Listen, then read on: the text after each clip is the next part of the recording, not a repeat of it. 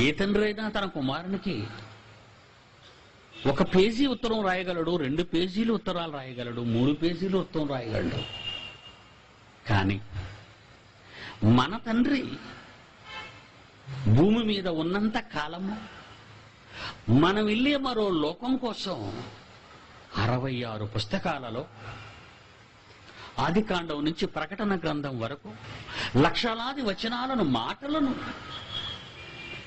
ఆయన ఎందుకు వ్రాయించాడో తెలుసా? మీరు వెళ్ళే మరో లోకం కోసం వెళ్ళక ముందే తెలుసుకోవాలని.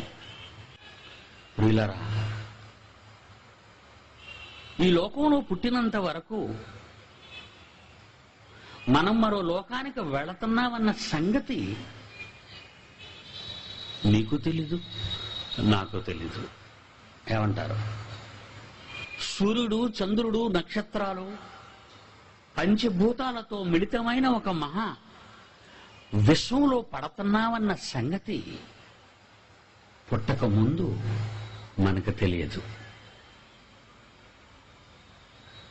అయితే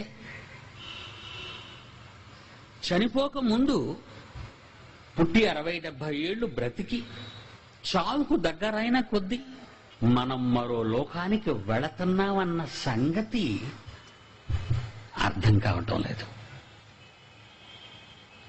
అలా కాకూడదనే దేవుడు మృత్యువుకు ముందు, మృత్యువుకు తర్వాత ఏం జరిగింది, ఏమి జరగబోతుంది, ప్రపంచానికి తెలియని మహాజ్ఞానాన్ని బైబిల్ అనే ఒక మహాజ్ఞాన గ్రంథంలో రాశాడు. ప్రియులరా, మీరు ఆలోచించగలరు, చదువుకున్నారు, ఆలోచించండి. ఈ సీజన్ నీళ్లు గడ్డగట్టే సీజన్ ఇది. ఎక్కడో సైబీరియాలో ఉన్నటువంటి పక్షులు నీళ్లన్నీ గడ్డగట్టుకుపోతే ఆహారం లభించదు, బ్రతుకు తెరువు లేదని ముందుగా ఎరిగినవై కొన్ని వేల కిలోమీటర్ల ప్రయాణం ఎగురుతూ సముద్రాల మీద ఎన్నో దినాలు, నెలలు రెక్కలతో ఎగురుకుంటూ మన రాష్ట్రంలో కొల్లేరుకు వస్తున్నాయి. మీకు తెలుసు, పశ్చిమ గోదావరి జిల్లాలో ఉన్న కొల్లేరు సరస్సు, ఒరిస్సాలో ఉన్న చిలక సరస్సు. ఇండియాలో నీళ్లు గడ్డగట్టవు, అక్కడ నీళ్లు నీళ్లుగానే ఉంటాయి.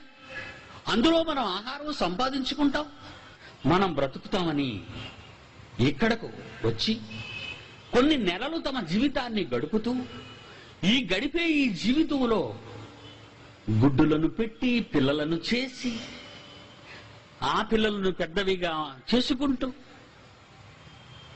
మరలా తిరిగి వచ్చిన ప్రాంతానికి ఎగిరిపోవటానికి పిల్లలతో సహా కదిలిపోతాయి. తాను కన్నా తన పిల్లలను ఒక పక్షి తన వెంట ఈడ్చుకుంటూ మరలా వేల మైళ్ళు ప్రయాణం చేసి సముద్రాలను దాటి తిరిగి వచ్చిన సైబీరియా ప్రాంతానికి వెళ్ళిపోతాయి. ఎంత చిత్రం, ఎంత విచిత్రం! దానికున్న మెదడు ఎంత, దానికున్న తలకాయ ఎంత? ఒక చిన్ని తలకాయ, ఆ చిన్ని తలకాయలో కనిపించిన ఒక చిన్ని మెదడు, ఆ మెదడులో భవిష్యత్తు గురించిన ఆలోచన. తమ చోటికి వెళ్ళిపోవాలని, తమ స్వస్థలానికి చేరుకోవాలని. మీరు పక్షుల కంటే శ్రేష్ఠులు కారా అన్నాడు యేసుక్రీస్తు. మీరు పక్షుల కంటే శ్రేష్ఠులు కారా? మీ తలకాయ ఎంత, మీ మెదడెంత?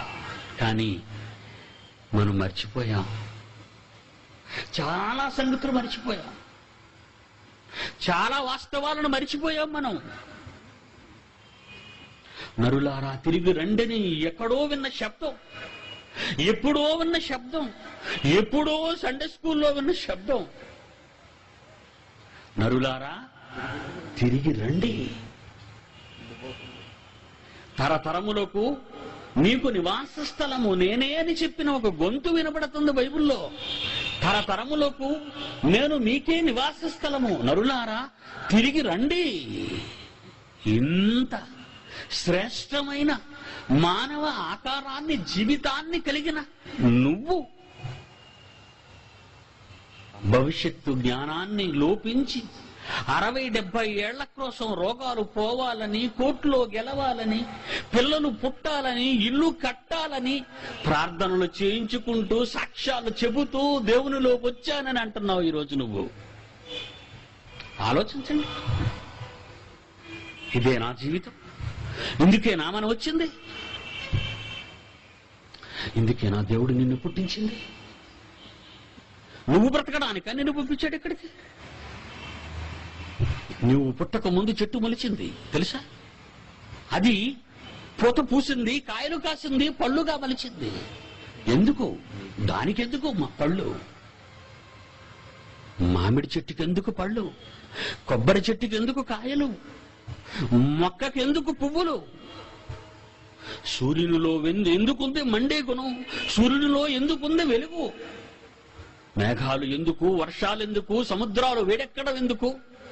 నీ నదులు పొంగాలి, నీ పొలాలు పండాలి నీకోసం.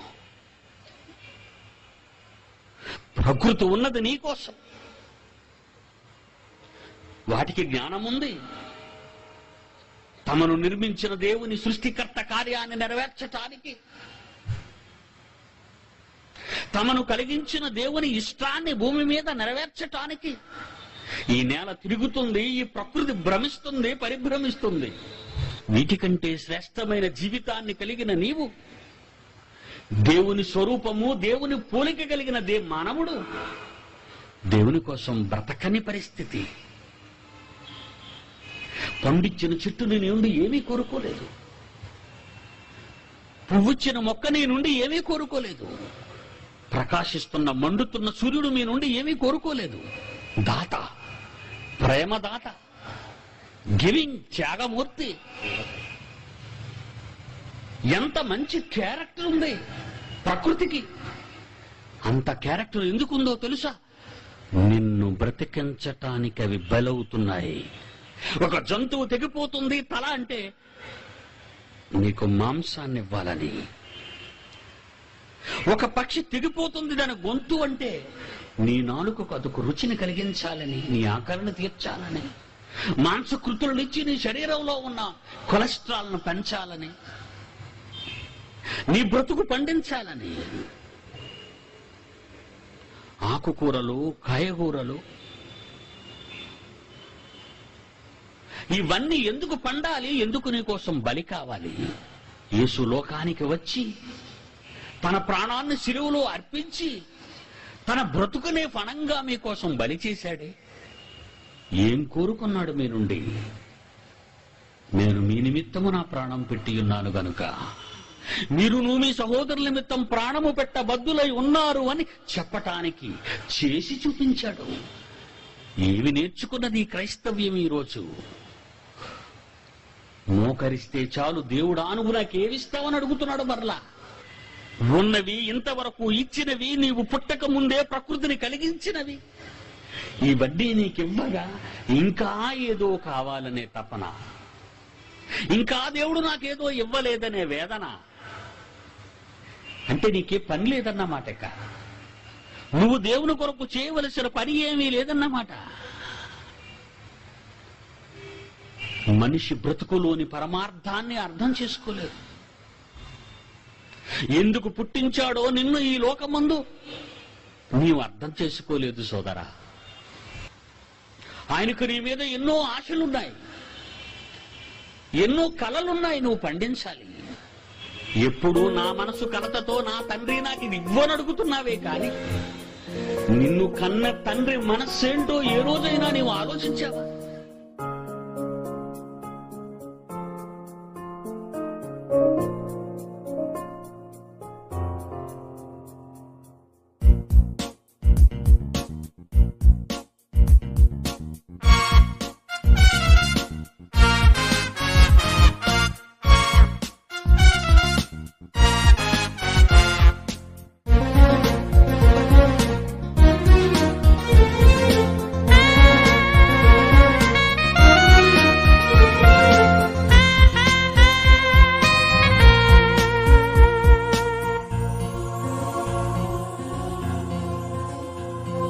ఏ తండ్రి రాయించని ఈ గంధం, నీ దేవుడు నీ కొరకే దీనిని రాసెను.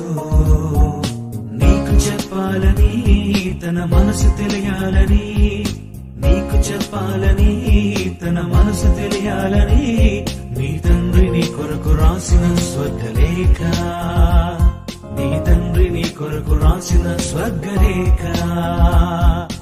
ఏ తండ్రి రాయించని ఈ గంధం, నీ దేవుడు నీ కొరకే దీనిని రాసెను. నీకు చెప్పాలని, తన మనసు తెలియాలని, నీకు చెప్పాలని, తన మనసు తెలియాలని, నీ తండ్రి నీ కొరకు రాసిన స్వర్గలేఖ, నీ తండ్రి నీ కొరకు రాసిన స్వర్గలేఖ.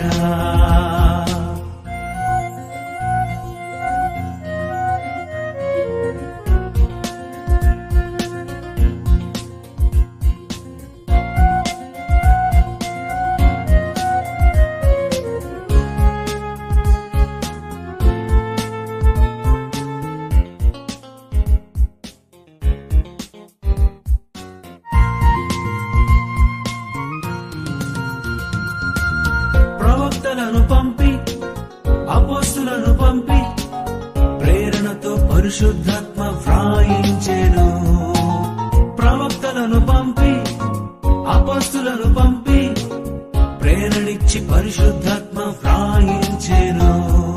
రాసిన వారెవరైనా చెప్పినదంతా ఒకరే, రాసిన వారెవరైనా చెప్పినదంతా ఒకరే. అబద్ధాన్ని చేసుకోకు, ఆ దేవుని అనుమానించకు, అబద్ధాన్ని చేసుకోకు, ఆ దేవుని అనుమానించకు. ఏ తండ్రి రాయించని ఈ గ్రంథం, నీ దేవుడు నీ కొరకే దీనిని రాసెను. నీకు చెప్పాలని, తన మనసు తెలియాలని, నీకు చెప్పాలని, తన మనసు తెలియాలని, నీ తండ్రి నీ కొరకు రాసిన స్వర్గలేఖ, నీ తండ్రి నీ కొరకు రాసిన స్వర్గలేఖ.